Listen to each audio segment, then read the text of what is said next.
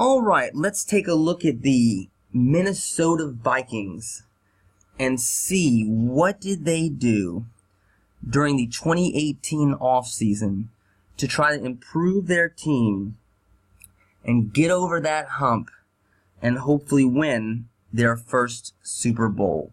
Last year was a great season for the Minnesota Vikings. It was almost a magical year. The defense looked incredible. The offense was fantastic too. What did they do, though, to try to fill in maybe those missing pieces so that they can get actually into the Super Bowl this year and bring it home to Minnesota? Let's see what they did. Well, first let's look at their cap situation and see how much money did they have to work with to improve their team. Well, they had $53 million at the beginning of the offseason. That is quite a lot. That is a good amount of money to be working with.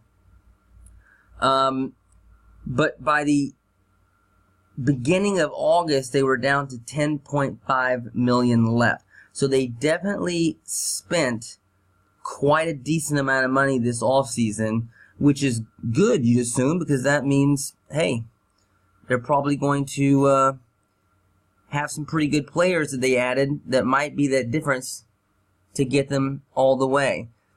Before we look and see at who are the new players that they brought in, let's take a look and see who were the players that I thought at the beginning of the offseason that might get cut.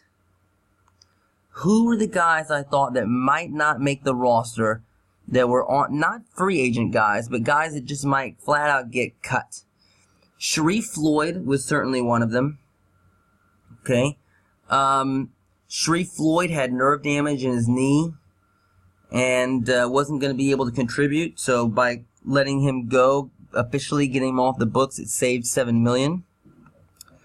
In addition, Latavius Murray was another guy that I thought potentially might get cut.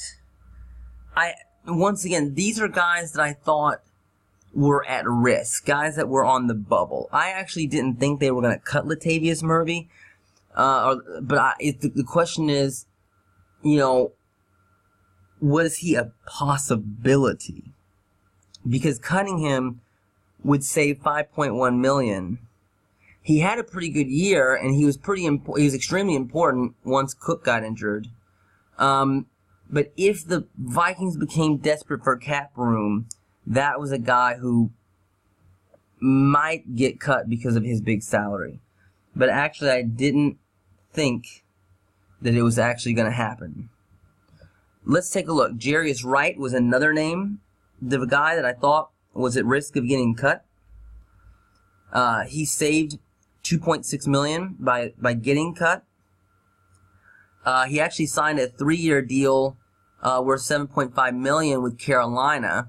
So wasn't a huge decrease in salary for him. But he did save Minnesota some money when they got rid of him. Brian Robeson was another guy that I thought was very possibly at risk of getting cut. Final year of the deal, 35 years old. 4th round pick way back in 2007.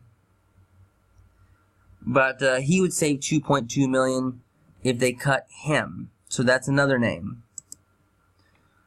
Now let's look at the offensive unrestricted free agents. These are guys who could have signed with any team. The teams wouldn't have had to give Minnesota Vikings anything. They were unrestricted free agents. Let me compare just very briefly the difference between unrestricted free agents and restricted free agents. A restricted free agent is eligible for a tender. And if you put a tender on a guy, then what happens, like for example, if you put an original round tender on a guy, if he was drafted in the 4th round, then if another team signs him, then they have to give you a 4th round pick. what do you have to do? Like, if you put an original round tender on a guy, what is the responsibility of the team that puts the tender on him? They have to pay him like, $1.9 million. If you put a second round tender on a guy, you have to pay him about $2.9 million. But if any team signs him, they have to give you a second round pick. Occasionally, there's a really good player, and they'll put a first round tender on him. And then they have to pay him an even higher salary, but another team that signed him would have to give up a first-round pick. So these guys here are unrestricted free agents. Case Keenum, that's one of the big name. The Vikings had several important free agent decisions to make this year, and one of them was certainly Case Keenum. Had by far the best season of his career. You can see here, prior to this season, his best season was the year before with the Rams, played in 10 games, had 9 touchdowns and 11 interceptions, 60% completion percentage, just didn't play great. Not horrible, 2,200 yards. But not great at all. You can't turn the ball over. And he turned the ball over way too much. But last season with the Vikings, 3,547 yards, 22 touchdowns, 7 interceptions, 67% completion percentage. Those are solid numbers. Solid numbers. So, he got a 1-year, $2 million deal last year and was able to turn that into a 2-year, $36 million deal with Denver. He played himself into being rich. It ended up working out. I don't think he ever dreamed in a million years that was what was going to happen. Sam Bradford was supposed to start, ended up getting injured, and it worked out great for Case Keenum. Now let's look at Sam Bradford. All right, Sam Bradford is an interesting character. He has been injured quite a bit. You can see he missed all of 2014. He missed most of 2013. He missed most of 2017. So that's a guy who has missed some games. But when he's been on the field, he's played quite well. I mean, you can see the year he missed over half the season, he had 14 touchdowns and 4 interceptions. In 2016, 20 touchdowns and 5 interceptions, 71% completion percentage, almost 4,000 yards. He killed it. And before he got injured in last season, he'd had 3 touchdowns, no interceptions, and 74% completion. So Sam Bradford has definitely got skills. He's a great quarterback, but he's a guy who's injury prone.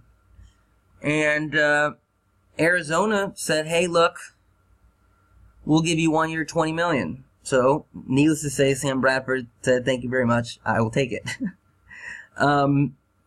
He's in a good situation with Arizona. With their Carson Palmer retiring, and before the quarterback that they drafted this season is ready to go, Sam Bradford should have an opportunity to do very well if he can stay healthy. It'll be interesting to see how well the offense plays, what kind of playmakers they have. I mean, the good news is their running back is back, David Johnson, so that's huge. Larry Fitzgerald is going to come back for at least 1 more year. But what other weapon? Do they have enough weapons on that team? I mean, they're certainly not going to be as dangerous as Minnesota in terms of the guys that they have. So, it'll be interesting. It'll be interesting to see if Sam Bradford can stay healthy. It'll be interesting to see how well he can do once he's on the field and he's playing with the guys that are around him. Teddy Bridgewater, there was 3 major quarterbacks on that roster last season that were all free agents, and the Vikings decided to choose none of them. Bridgewater had played very well in 2015, missed all of 2016 with a torn ACL, and then basically missed all of 2017 as well. He got a 1-year, $6 million deal with the Jets, and I'm really excited. It seems like he looks very, very good in his training camp. I'm really excited to see what he's going to do. I'm really pulling for Teddy Bridgewater. I'm a big Teddy Bridgewater fan, and I hope he's able to do very well there. Most likely he won't stay in New York. If he plays well, they'll trade him to somebody else. But no matter where he goes, I'm pulling for Bridgewater. Jerick McKinnon, another, I don't know if I'd call it a big name, but certainly a major contributor that hit free agency. McKinnon had nearly 1,000 yards from scrimmage in the final year of his rookie deal, and he returned kicks. He can run the ball. He can catch it out of the backfield. He was behind both Cook and Murray, but Dalvin Cook got injured pretty early in the year, relatively early, and so he ended up becoming one of the key top 2 running backs on the team. You can see his numbers there. He had 500 yards rushing each of the last 2 seasons. Also had 420 yards receiving last season. So that's a major contributor. You can see the last couple of years his yards per carry has dropped, though. So that is certainly an issue. But it wasn't an issue for Kyle Shanahan and the 49ers, who said, look, that's the guy we want. And they gave him 4 years and $30 million. It'll be really interesting to see how that works out. They had Carlos Hyde, and Carlos Hyde wasn't as proficient as a receiver as Jerick McKinnon is.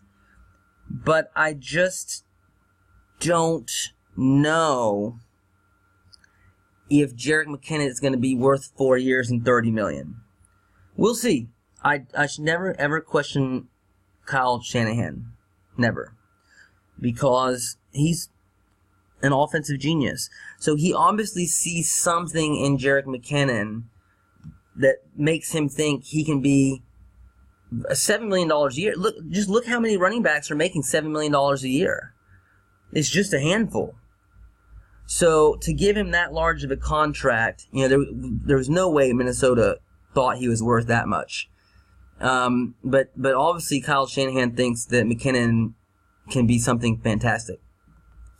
Joe Berger is another guy who is a free agent, and he retired. So he is not going to be back with Minnesota next season. Michael Floyd is another guy who is a free agent. Performed very, very poorly. He's a Minnesota guy, went to high school there in Minnesota, but last year had under 100 yards receiving. So Michael Floyd is probably done in the NFL. I don't know if anyone will be bringing him in this year. What about the defensive unrestricted free agents? Who are the guys on defense that were able to sign with any team? Tom Johnson was a defensive tackle last year who played a pretty decent-sized role. He had 32 tackles, 2 sacks, 3 tackles for a loss. He's not playing as well as he did earlier in his career, but you wouldn't expect him to for a guy who's 33 years old. He still is able to provide some very, very meaningful snaps. And he signed a 1-year, $2.1 million deal with Seattle. So he will not be back with Minnesota. That will hurt the depth there a little bit on the line. Shamar Stephen is another guy who will be out, won't be back. He also signed with Seattle for $2.1 million. He was a former 7th round pick back in 2014 and more of a rotational lineman. So Tom Johnson, got more starter snaps compared to Shamar Stephen, who is more of a rotational player. The good news for the Vikings is that they did bring in somebody to replace these guys, and we'll talk about that in just a minute. At corner, Terrence Newman, 40 years old and still going strong. He had a very good year last year at nickel. Last year he was 39. This year he'll be 40. Really incredible story. Very, very few guys. Tom Brady's 41, but there are actually very few guys in the NFL that still play at 40. 1 year, $1.1 million deal to return. So he'll be back again next season. Give it one last shot. Emmanuel Lemure, a very capable backup linebacker, will be 29 next season, but signed a 1-year deal with Oakland for $880,000. So he won't be back with the Vikings. All right, so now let's take a quick summary of all the major changes on the roster. All right. First, at quarterback, a total change in the quarterback room. Case Keenum, Sam Bradford, Teddy Bridgewater, all out. Gone. But Kirk Cousins and Trevor Siemian in. Now, Trevor Siemian is actually not a bad backup quarterback, to be honest with you. But I would say this.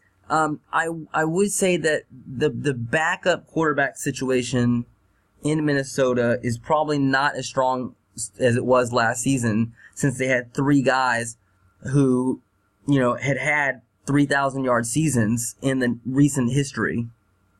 Okay, so if you include Case Keenum's season last year, so if you say, okay, how many guys right now of these 3 guys that last year played on the Vikings, how many of them had at least 3,500 yards passing and 15 touchdowns since 2015? Well, Sam Bradford did. In 2016, he had 3,800 yards and 20 touchdowns and 70% completion percentage.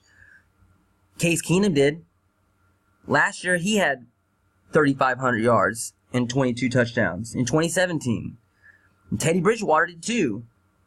He had, almost 3,500, 3,200 yards and 14 touchdowns, almost 50. So, if you say which of these 3 guys had at least 3,000 yards and 14 touchdowns? All of them did. All of them did. Kirk Cousins, though, had 4,000 yards. In fact, had 4,900 yards in 2016, 27 touchdowns and 13. So he averaged 27 touchdowns over the last 3 seasons. He averaged almost 4,500 yards over the last 3 seasons. So if you can average 4,500 yards and 27 touchdowns and 12 interceptions, that's solid. That's solid. Vikings fans are ecstatic about having Kirk Cousins. Ecstatic. And we'll see. The Redskins were not ecstatic about having Kirk Cousins. So much so that they didn't want to pay the man. Franchised him twice. Didn't want to give him the long-term contract that he wanted. Vikings gave him, $84 million, all of it guaranteed. It'll be interesting. I do think he's an upgrade for sure over all 3 of those guys. Over Sam Bradford, who can't stay healthy. Teddy Bridgewater, who's coming off a knee injury. And even if he wasn't, I think Kirk Cousins is superior. And I think he's more reliable than Case Keenum. So, I don't blame Minnesota one bit. I think they made the right decision. But will Kirk Cousins be enough to get the Vikings that first Super Bowl? That I don't know. At running back, Jerick McKinnon is out, but Dalvin Cook will be back. So they'll have Dalvin Cook and Latavius Murray have a big-time running back group. At wide receiver, Jarius Wright and Michael Floyd out. You can see Jarius Wright had 198 yards receiving last year. Not a huge amount. Like I said, number 4 wide receiver. But he had averaged nearly 500 yards per season from 2013 to 2015. Michael Floyd had a big drop-off. So, 78 yards last season. Nothing major there. Who comes in? Well, Kendall Wright, Tavares King. These are two guys. Kendall Wright was a starter last season. You can see his numbers there with Chicago, 600 yards and 1 touchdown. That's an upgrade, people. That is an upgrade. To go with the guys that they already have, it's going to be a scary offense. Kirk Cousins, Dalvin Cook, Latavius Murray, Stephon Diggs, Adam Thielen, Kendall Wright. They got Tavares King coming in. He had 240 yards in 2017, best year of his career. It's going to be a scary offense there in Minnesota. At tight end, they drafted Tyler Conklin in the 5th round. At tackle, Brian O'Neill, 2nd round pick. That's a big addition to the team. Bringing in Brian O'Neill in the 2nd round, that is going to be a guy who over the long term, whether or not he'll start this year is something, that may not happen. But to have him on the roster for the long term, that's going to be really helpful for the Vikings. Tom Compton, who was a swing tackle last year, he's coming in. So that'll provide some depth for the Vikings. And then finally, bringing in Joseph. Another guy, he's really been a practice squad player his whole career. But he'll be a guy who's also might, make the team and might add some depth there at tackle. At guard, Joe Berger is out. He was a starter. Jeremiah Searles also out. He was a backup guard. In comes Josh Andrews, who has been a practice squad player, and Colby Gossett, who was drafted in the 6th round. At defensive end, Jalen Holmes was drafted in the 4th round. And then Ade Aruna was drafted in the 6th round. So the Vikings added some depth there on the line. But, these are guys who are not going to contribute huge minutes right away because the Vikings' defensive line is already stacked. At defensive tackle, Tom Johnson is out. Like I said, he was a starter, got starter minutes, so that would seem to be a big loss. But once again, he was getting older. Shamar Stephen also gone. He was a number 3 defensive tackle. But the Vikings brought in Sheldon Richardson. Wow. That is an upgrade. To lose Tom Johnson, but to bring in Sheldon Richardson, that's really something. Before we look at Sheldon Richardson's numbers in just a minute, I want to look at David Perry here. David Perry started for the Colts in 2015 and 2016. Had 47 tackles and 3 sacks. Actually, I believe that's in 2016. But injured while playing for the Saints in 2017. So if he's able to come back from this injury, he could be a big addition to that depth as well. There's Sheldon Richardson's number. Now remember, Tom Johnson and Shamar Stevens signed with Seattle. Sheldon Richardson last year played with Seattle. So they swapped starting defensive tackles. And there's no doubt who got the better end of it. Minnesota. They had more cap room, so that's what's going to happen. Now, Sheldon Richardson had a big drop-off in his numbers. You can see with the Jets in 2016, geez, 62 tackles, 1.5 sacks, and 13 tackles for a loss. Had lots of sacks in previous years. Last year only had 44 tackles and 1 sack. But if he's able to have a bounce-back year, that could be... wow. The Vikings' defensive line is going to be ridiculous. At linebacker, Emmanuel Lemure is out. He was a reserve linebacker. In comes Rashard Clyott and Devontae Downs. Devontae Downs was drafted in the 7th round. At cornerback, Tremaine Brock is out. He was going to be 30 years old, was a starter for San Francisco for many years, but last year was just a reserve. And they brought in Mike Hughes in the 1st round. You know, the crazy thing is, the Vikings already had 3 quality starting corners. But they brought in another one just because they can. Just because, you know, this is a guy who is going to be able to step in the future years and just seamlessly come in and keep that quality corner group to, you know, playing at a very, very high level.